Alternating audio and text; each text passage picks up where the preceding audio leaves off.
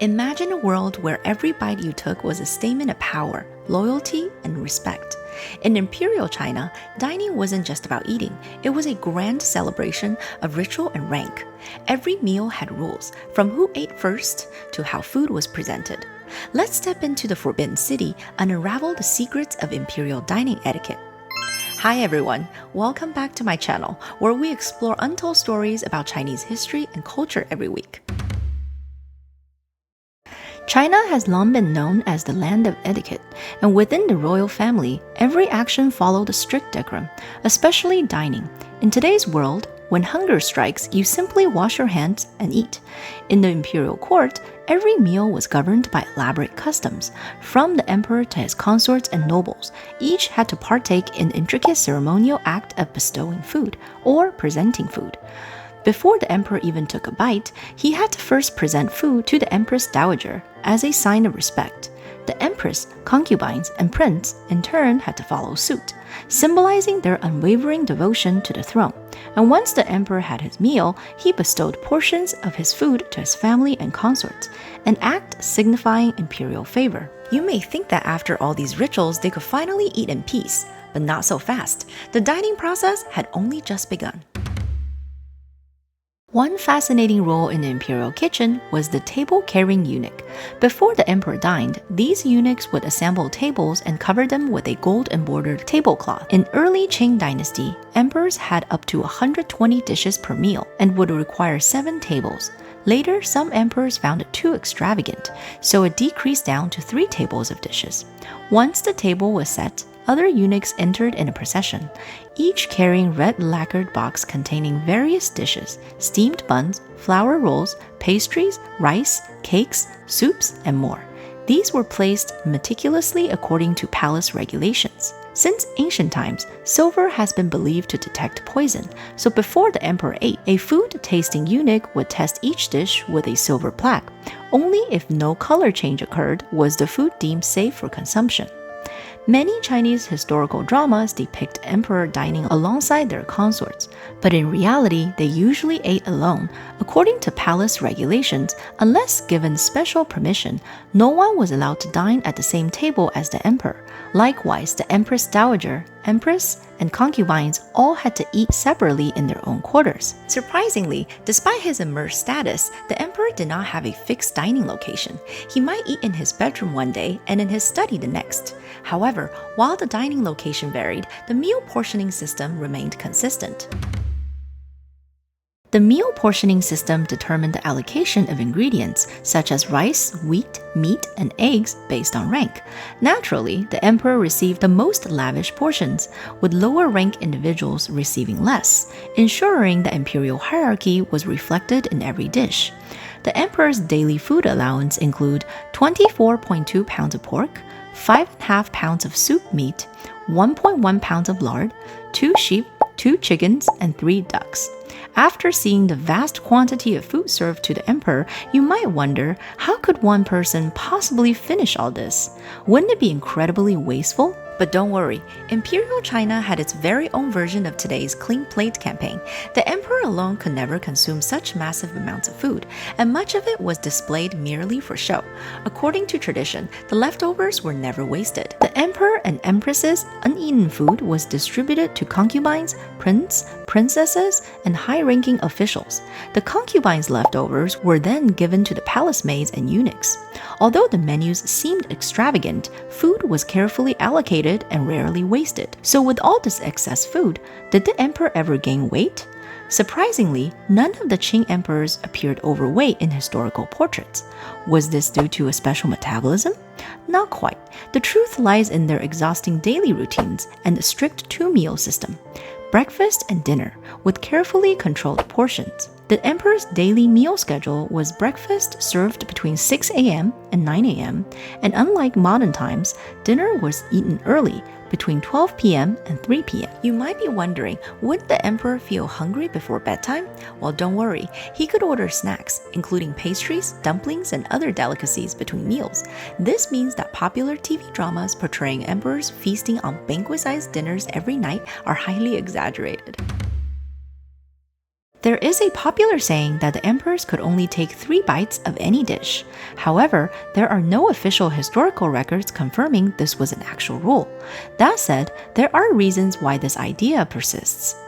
Safety measures. Since emperors were prime targets for assassinations, food tasting eunuchs sampled every dish before emperors ate. Eating only a few bites may have been a cautious approach. An image of abundance. With meals consisting of hundreds of dishes, taking just a few bites showed that the emperor had an abundance of choices and was never lacking. An act of self-restraint. In Confucian teachings, emperors were expected to practice self-restraint. Overindulgence was seen as improper. So while the 3 bites rule may not have been a formal law, the idea of imperial restraint and careful eating was very real. While the emperor's meals were extravagant, the women of the imperial harem had their own strict dining rules. The empress had the most elaborate meal preparations, with dishes served in exquisite porcelains or golden utensils. The imperial concubines, on the other hand, had meals prepared according to their ranks. Higher-ranked consorts received dishes with rare and expensive ingredients, while lower-ranked concubines had simpler meals. Concubines were not allowed to dine freely or even choose their meals. Their food was decided and prepared in the imperial kitchen, and palace maids delivered it to their quarters. Before eating, a eunuch would test for poison using silverware, just like the emperor's food tasting process. This reflected the harem's power struggles, as food poisoning was one of the most common ways for rivals to eliminate each other. When a concubine fell out of favor, her meals would be significantly downgraded. If she remained in disfavor for long, she might receive only plain rice and vegetables, symbolizing her loss of status. On the other hand, if an imperial concubine was pregnant, her diet would be upgraded with special nourishing dishes, ensuring the unborn child's health. This was because giving birth to a prince could elevate a concubine's status overnight. During special occasions, such as the emperor's birthday or New Year's Eve banquets, some concubines would have the honor of sharing a meal with the emperor. However, even then, they could not eat before the emperor did, nor could they leave their table until he finished. Every move was carefully observed, and making a mistake could cost them their reputation, or worse, it could cost their position in the harem. Chinese culture values celebrations and hospitality, whether for New Year's, birthdays, or joyous family occasions. People gathered for banquets. The emperor was no exception. He loved hosting elaborate feasts. The Qing court had an astonishing number of banquet categories, each with distinct etiquettes and protocols. Managing such large-scale events required a dedicated department, which led to the establishment of the Ministry of Rites in 1644 during the reign of Shunzhi Emperor. This institution oversaw most major palace banquets, except for private family feasts, which were managed by the Imperial Household Department. Essentially, the Ministry of Rites functioned as the Imperial Catering Service. Imperial banquets were categorized by rank: first-class banquets, second-class banquets, and third-class banquets. You might assume that the first-class banquet were reserved for the emperor, but you'd be wrong. In the Qing dynasty, where the dead were revered, the top 3 banquet tiers were actually dedicated to deceased ancestors. Only fourth-class banquet and below were prepared for the living. Fourth-class banquets are hosted on New Year's Day, the emperor's birthday, and the winter solstice festival banquets. Celebratory banquets for the emperor's wedding, victorious military campaigns, or a princess marriage. So, how extravagant were these banquets? Historical records show that a fourth-class banquet costs 4 taels and 4 qian of silver per guest, which is equivalent to several months' wages for a commoner. Fifth and sixth banquet were primarily for entertaining foreign diplomats. The largest feasts in Qing history were the Thousand Elders banquets, first introduced by the Emperor Kangxi on his 60th birthday. These grand celebrations invited elderly citizens from across the empire to the imperial gardens for a feast.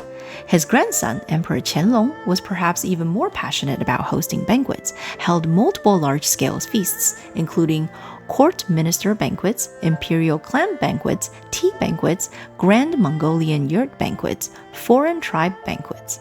Of all these, the most spectacular was the Thousand Elders Banquet of 1795, celebrating Qianlong's 85th birthday. This event hosted a staggering 5,900 elderly guests. Beyond festivity, the banquet carried a deeper message. It promoted the imperial virtue of respecting and caring for the elders. At the Thousand Elders Banquet, attendees not only enjoyed a luxurious Manhan imperial feast and were personally toasted by high-ranking officials, but they also received silver retirement plaques bestowed by the emperor, an honor given at ages 74 and 85. Each time involving thousands of recipients. In the end, imperial dining was never just about food. It was a stage for power, tradition, and politics. What do you think? Would you have enjoyed dining in the Forbidden City, or does it sound like too much ceremony for a simple meal? Don't forget to like and subscribe so you don't miss out on another palace life story. I'll see you in the next video. Stay curious, stay magical.